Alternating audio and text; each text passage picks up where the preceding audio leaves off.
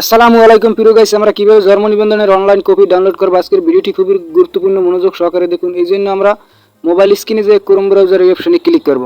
Chrome browser এই অপশনে click করার পরে সার্চ বারে যে ওয়েবসাইটটি শো করবে, আমরা সার্চ বারে যে লিখব এবি বিডিআরএস গভ বিডি, এই অপশনে ক্লিক করবে। এটাকে লিঙ্কটি ভালো করে দেখেন, আমি আগে থেকেই এটা উঠিয়ে রাখছি আপনাদের দেখানোর জন্য, তাড়াতাড়ি ভিডিও করার জন্য। এটাকে আপনারা স্ক্রিনশট মেরেও রাখতে পারেন এবং ক্লিক করে বা স্ক্রিনশট দিয়ে রাখতে পারেন। তারপর এটার উপর সার্চ করার পরে আমরা দেখতে পাচ্ছি যে আমাদের মাঝে যে দুইটা ফাংশন আসছে। আমরা নিচের দিকে জন্ম নিবন্ধন যাচাই করুন 2024 অনলাইনে, এই অপশনে ক্লিক করতে হবে।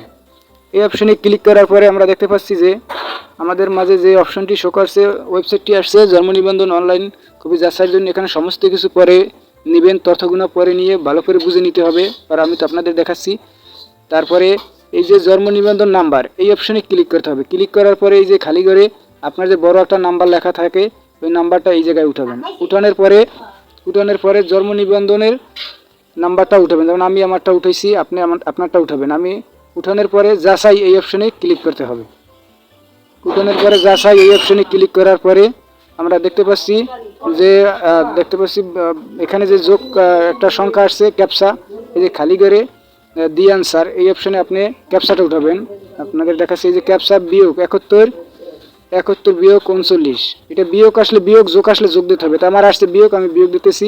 বিয়োগ দেওয়ার পরে এখানে আপনি এই ক্যাপসাটা এই জায়গায় উঠাতে হবে, যেমন 32 বিয়োগ, এটা আমি উঠে সার্চ বারে সার্চ করব। সার্চ করার পরে আমরা দেখতে পাচ্ছি যে আমাদের ওয়েবসাইটে নিয়ে আসছে। আসার পরে আমি একটু জুম করে আপনাদের দেখাচ্ছি। জুম করার পরে আমরা দেখতে পাচ্ছি যে আমাদের এই অপশনগুলো শো করার পর উপরের দিকে যে লাল কর্নারের দিকে গেলে যে একটা ফাংশন আছে, ওইটার উপর ক্লিক করতে হবে। ওইটার উপর ক্লিক করার পরে আমরা দেখতে পাচ্ছি যে আপনাদের মাঝে যে শেয়ার অপশন আছে, এই শেয়ার এই অপশনে ক্লিক করবেন। ক্লিক করার পরে আমরা এখানে একটা প্রিন্টার, অনেক কিছুতেই নেওয়া যায়, যেমন ডেরাইভ কপি অনেক আছে ফেসবুকে, তাই আমি প্রিন্টারে ক্লিক করতে হবে।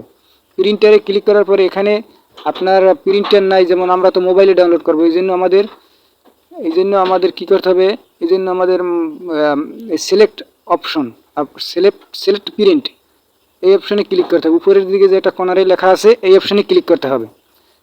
ক্লিক করার পরে আমরা দেখতে পাচ্ছি যে আমাদের মাঝে একটি অপশন শো করার পরে এখানে অল প্রিন্ট আছে আর সেভ অ্যাজ পিডিএফ, এই অপশনে ক্লিক করবেন। ক্লিক করার পরে সেভ অ্যাজ পিডিএফ এই অপশনে ক্লিক করার পরে আপনার এটা নামে যাবে। তারপর আপনার কম্পিউটার দোকান থেকে এটা তুলে নিতে পারেন। ভিডিওটি ভালো লাগলে সাবস্ক্রাইব করুন, পাশে থেকে বেল আইকনটি বাজিয়ে দিন। আল্লাহ হাফেজ।